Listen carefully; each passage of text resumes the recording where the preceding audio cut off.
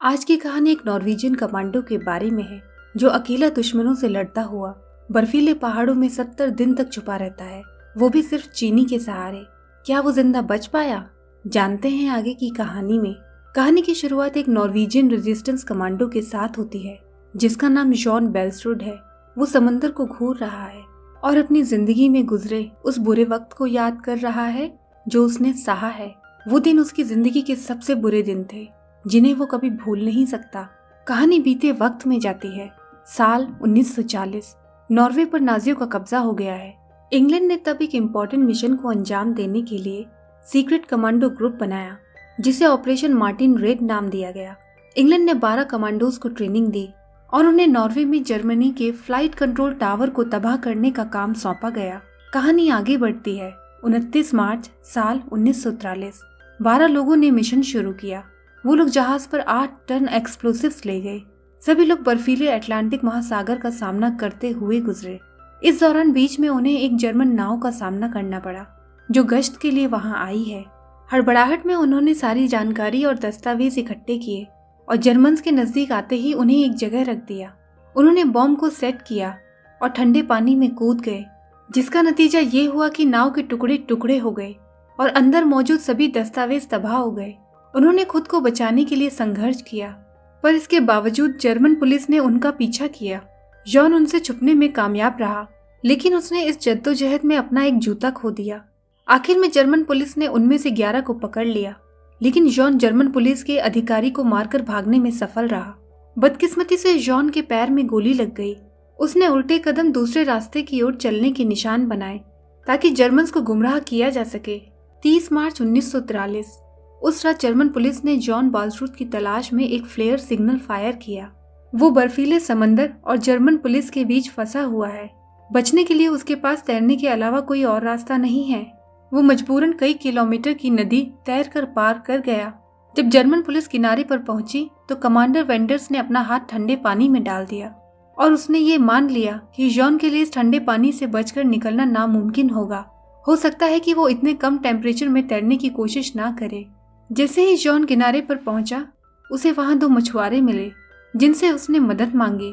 उसकी बदहाल हालत को देखते हुए उसे उनके घर लाया गया।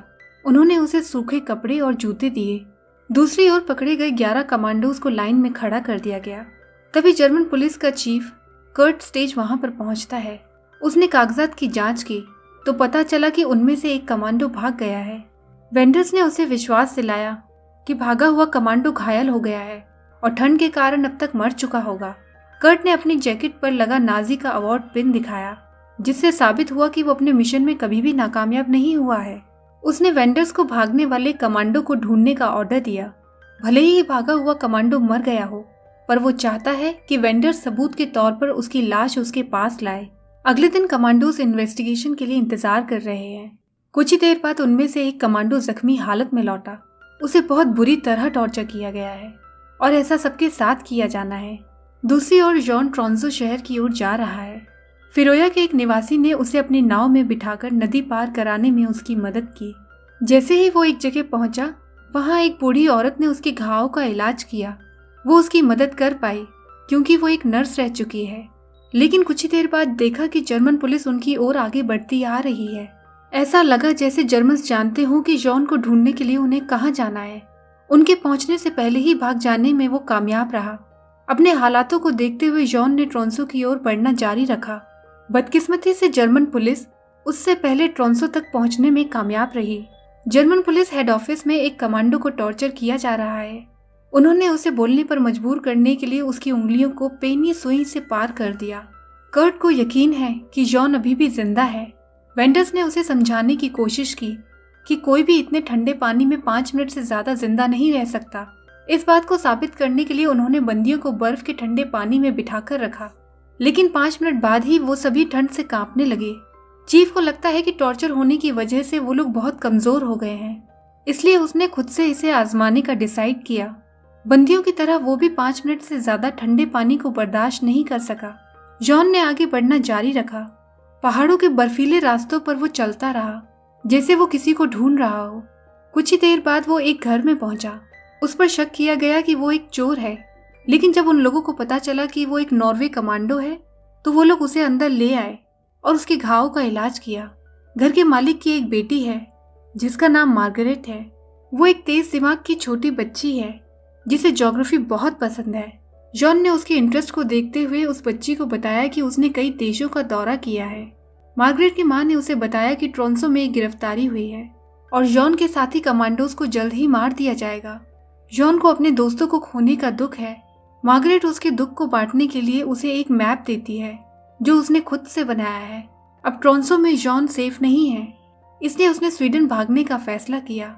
उस वक्त स्वीडन एक मजबूत देश था जो ना तो जर्मन और ना ही नॉर्वे के पक्ष में था। वहीं जॉन का एक साथी कमांडो जिसे टॉर्चर किया गया था वो अपना दर्द सहन नहीं कर सका। उसने मरने से पहले नर्स को बताया कि उसकी एक पत्नी और एक बच्चा है। इतना कहते ही उसने दम तोड़ दिया।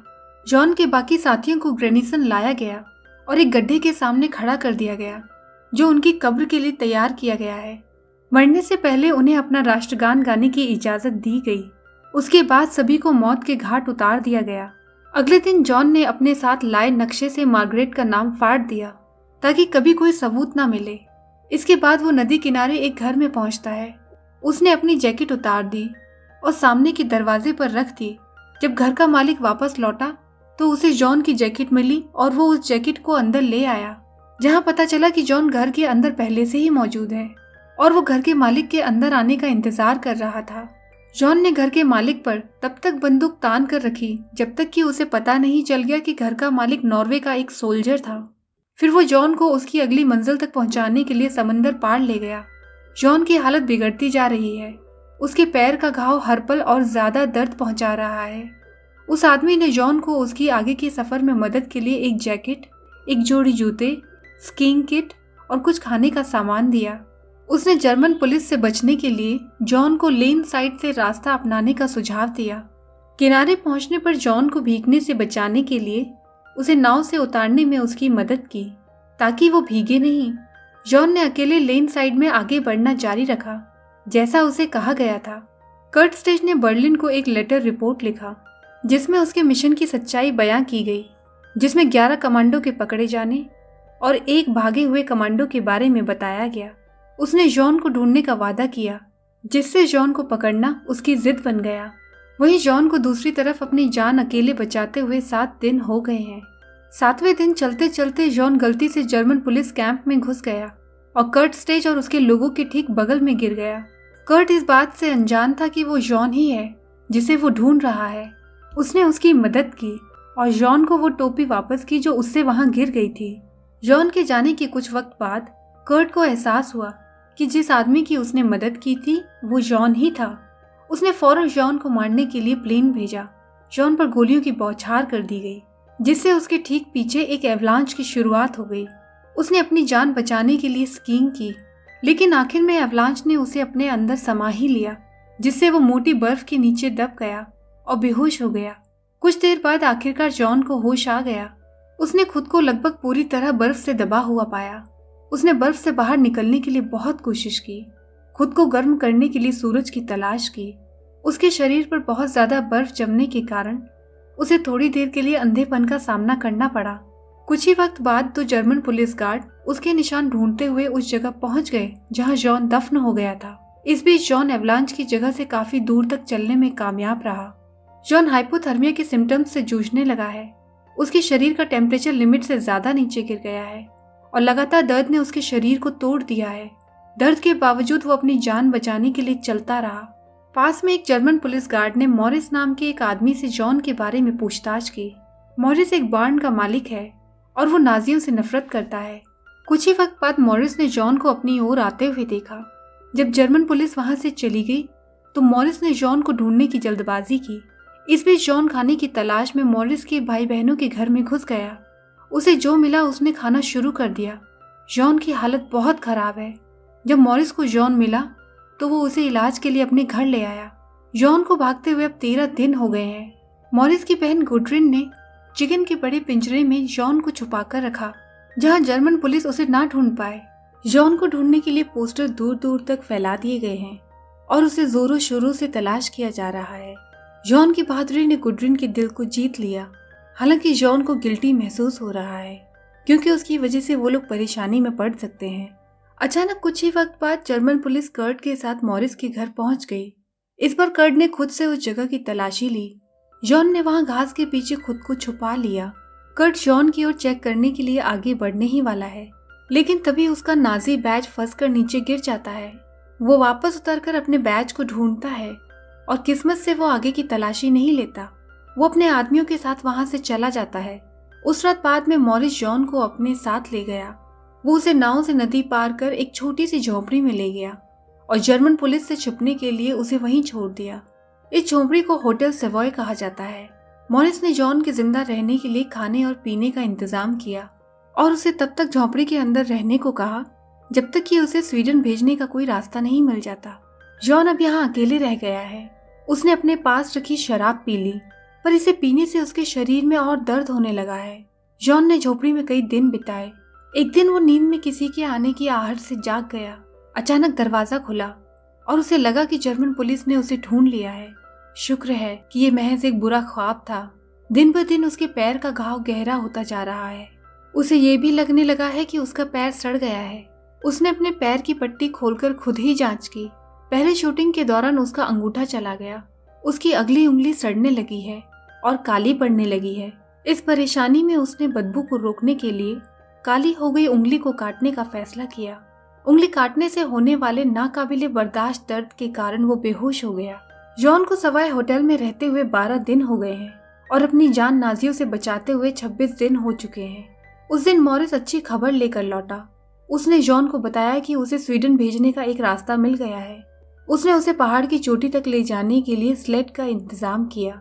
बदकिस्मती से मॉरिस ने गलती से वो स्कार्फ वहीं छोड़ दिया जो गुडरिन ने उसे दिया था। आगे उन्होंने ज्यादा सावधानी बरतते हुए अपना सफर शुरू किया क्योंकि नाजियों के पास जॉन को तलाश करने के लिए प्लेन है। बहुत मेहनत के बाद आखिरकार वो पहाड़ की चोटी पर पहुंच गए, जिसके नीचे एक छोटा सा गैप था। उन्होंने जॉन को वहां अंदर रखा और उसके जिंदा रहने के लिए खाने पीने और जरूरत का सामान दिया। मॉरिस ने जॉन को बताया कि कोई उसे मैंडेलिन से लेने आएगा जो उसे यहाँ से ले जाएगा। जब तुम उसे हेलो जेंटलमैन नाम से कोड बताओगे तो वो तुम्हें इससे पहचान लेगा और साथ ले जाएगा। इसके बाद जॉन एक बार फिर से अकेला रह गया। इस बीच वेंडर्स और कर्ट ने जॉन को ढूंढना जारी रखा। उस रात बर्फीली ठंड थी।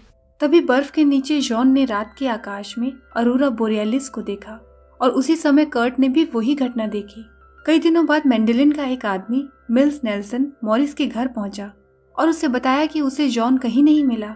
यहाँ पता चलता है कि जॉन के पिकअप पॉइंट के बारे में मिल्स को गलत फहमी हुई थी। उसे जहाँ पहुंचना था वो वहाँ कभी पहुंचा ही नहीं। आखिर में मॉरिस उस जगह खुद लौट आया जहाँ उसने जॉन को अकेला छोड़ा था और उसे सोता हुआ पाया।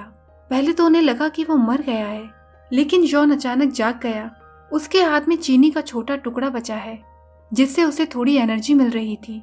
मॉरिस ने जॉन के लिए फिर से खाने पीने का सामान वहां छोड़ा और मिल्स को जॉन का पता लगाने में मदद करने के लिए बोल्डर पर एक साइन छोड़ा। एक बार फिर जॉन को वहां अकेला छोड़ दिया गया। जॉन को अब नाजियों से छुपते हुए 36 दिन हो गए हैं। 10 दिनों से चट्टान के नीचे रहने के बाद मिल्स को आखिरकार जॉन मिल ही गया। अपने इंतजार के दौरान जॉन ने अपने पैर की सभी उंगलियों को काट दिया था। उसके पैरों की सड़न खत्म नहीं हो रही थी। जॉन को स्वीडन ले जाया जा रहा है, लेकिन सफर के दौरान वो लोग बर्फीले तूफान की चपेट में आ गए।